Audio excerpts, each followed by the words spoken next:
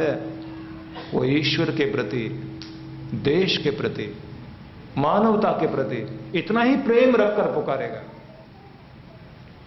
इसलिए भगवान कृष्ण ये समझाते हैं कि वही मेरा हो पाएगा जो श्रद्धा वाला है। श्रद्धावान लभते ज्ञानम, श्रद्धा वाला ही ज्ञान को प्राप्त कर पाएगा। श्रद्धा को कहा गया है कि वो मां पार्वती है, विश्वास को कहा गया वो शंकर है। कृष्ण को आप मानते हैं, लेकिन कृष्ण के साथ ये ध्यान रखिए कि कृष्ण तभी आपके हो पाएंगे जब आप श्रद्धा वाले बन पाएं। और अगर श्रद्धा ही नहीं है तो कृष्ण सम्मुख भी हों नहीं मिल पाएंगे। इसलिए श्रद्धा पहले। और वेदों में तो यहां तक कहा गया है,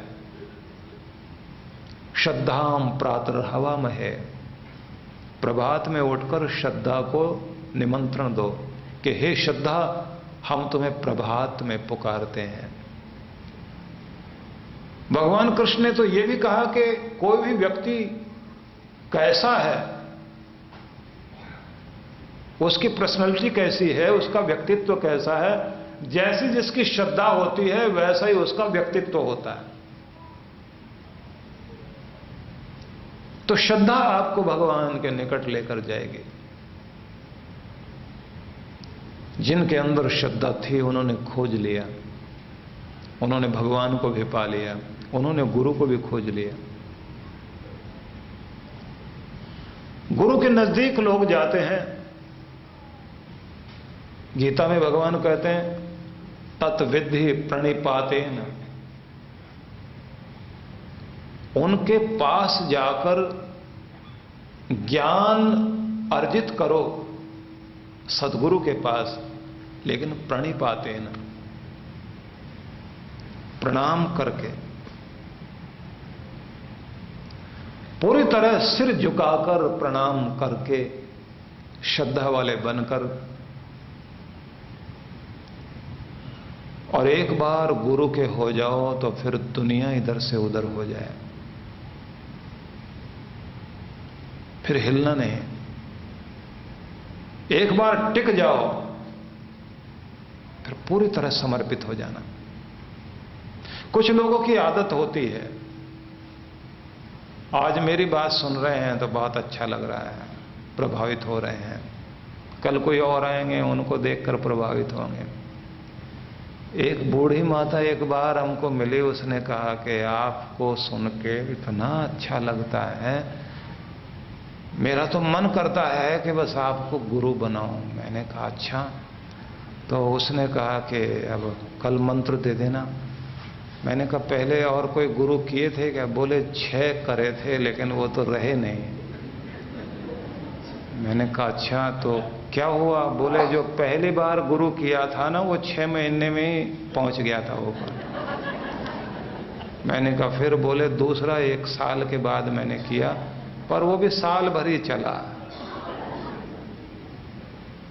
तो मैंने कहा वो जो 6 आपने किए थे वो हैं अभी? बोले नहीं वो तो नहीं रहे। तो मैंने कहा आप? बोले अब आपकी तरफ श्रद्धा जागी।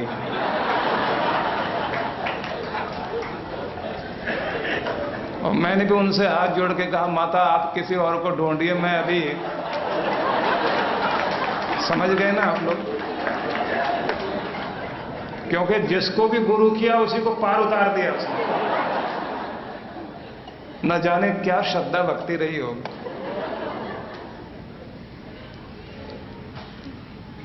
लेकिन एक बार किसी के हो तो पूरी तरह हो जाइए। एक आध बार गलती सुधार किया जा सकता है लेकिन बार बार नहीं। मिलो, मन तैयार हुआ, हृदय तैयार हुआ, थोड़ी बहुत अगर मगर मन में आ रही हो तो फेंक दो उसको। क्योंकि अगर मगर के चक्कर में लगे रहे तो फिर आप चूक जाओगे, फिर अवसर खो जाएगा। बहुत सारी नौकाएं होती हैं नदी के किनारे,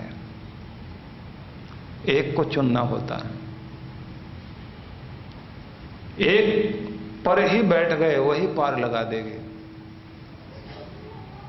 लेकिन एक में बैठे और दूसरे में पांव रख रहे हैं तो फिर डूबने का ही कार्यक्रम बन जाएगा। इसलिए एक बार समर्पित होकर चलने के लिए संकल्पबद्ध हों तो बात बनती है। तो एक तो मैं निवेदन ये करूंगा आप सबसे, कुछ चीजें आप जोड़ लें अपने साथ। मैं जल्दी जल्दी में कुछ चीजें बताऊंगा आपको। एक तो जप को सीखें, जाप करना। जाप तो जाप ही है, भगवान का नाम लेना। बात तो इतनी है, लेकिन तरीके बहुत सारे हो सकते हैं। 14 तरीके हैं। एक, बोल बोल कर जाप करना, गाकर बोलकर। एक, गुनगुनाकर। कोई ट्यून चल रही हो, जाप की ट्यून चल रही है,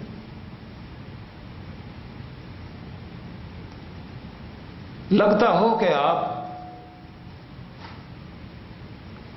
अपने रोम रोम में उस ध्वनि को गुंजा रहे हैं। गिरिराज धरम मैं तो तेरी शरण, गिरिराज धरम मैं तो तेरी शरण। तो जैसे भजन गाया और आपका भाव भगवान से जुड़ गया, आपका मन वहां जुड़ा हुआ है। लेकिन ऐसे चलते चलते आप गुनगुना रहे,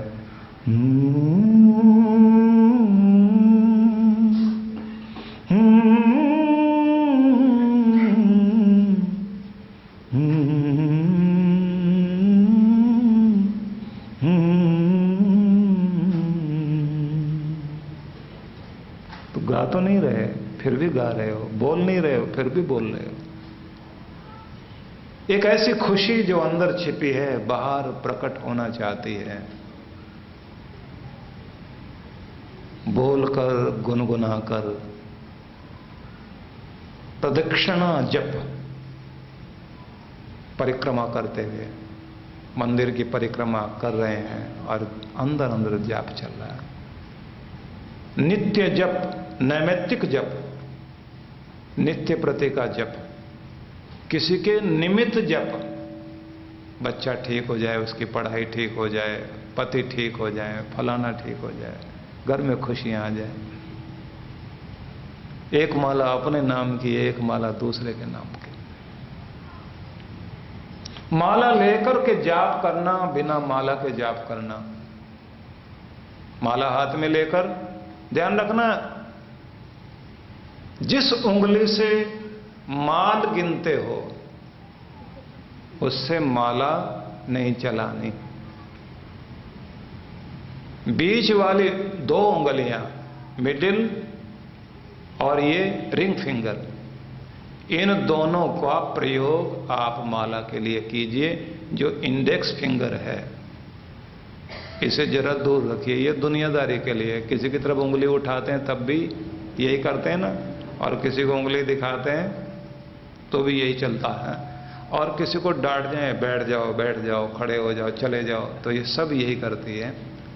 लेकिन ये बीच वाली दोनों जो हैं ये ऐसे किसी काम में नहीं लगती। इसको भगवान के काम में लगाना, ऐसे जपते हुए।